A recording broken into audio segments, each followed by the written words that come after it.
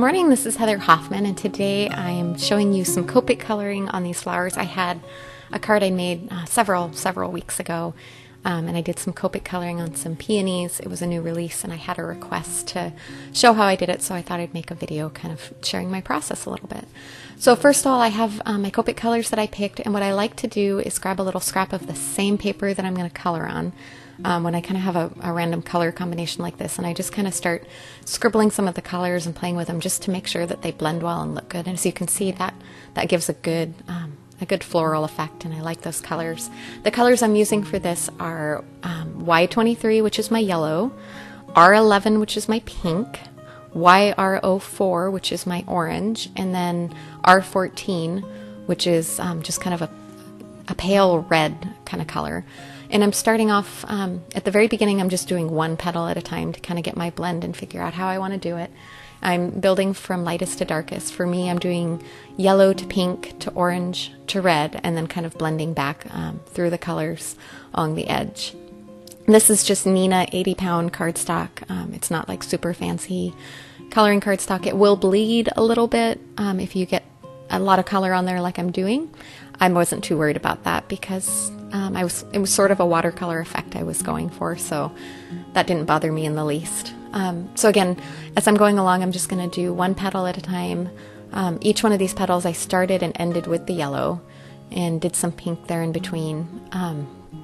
The little buds I did a little bit darker, so more of the red and the orange and less of the pink and the yellow.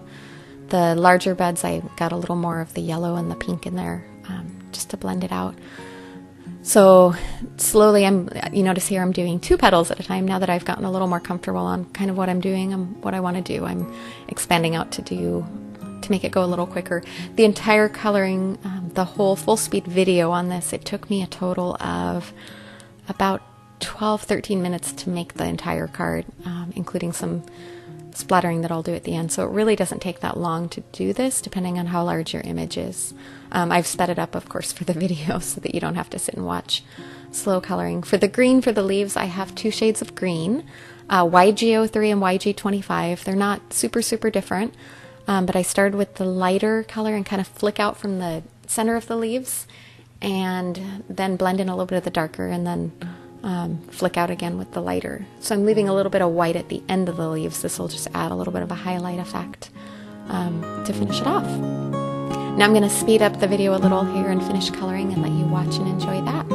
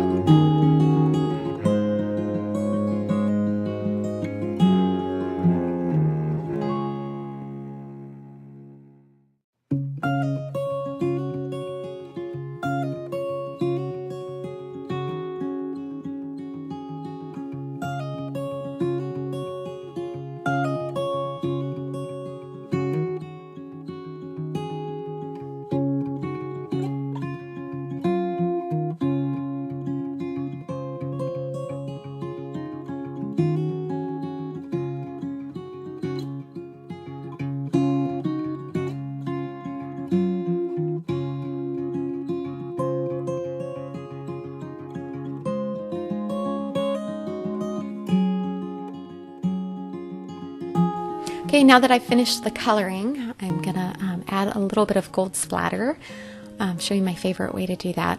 I think it kind of reinforces a little bit of the watercolor feel to this. And I forgot to mention too that the stamp set I use for this is the June 2008 Kit of the Month, and then the sentiment is from a beautiful Gracie L design stamp set called He Will Sustain You. They work really well together. My favorite way to add gold splatter these days is my Gansey Tambi Starry Colors palette. There's I like that there's different shades of gold, so I can pick which particular color I want. And I simply use a wet water brush, add a little water to loosen it up, and then add my splatters on there. Adds great shine, and again on this card, since it's Copics but it has a watercolor feel, I like how the ink splatters kind of help reinforce that feel a little bit more, and look at that pretty shine. Thanks so much for coming by today. Have a great day.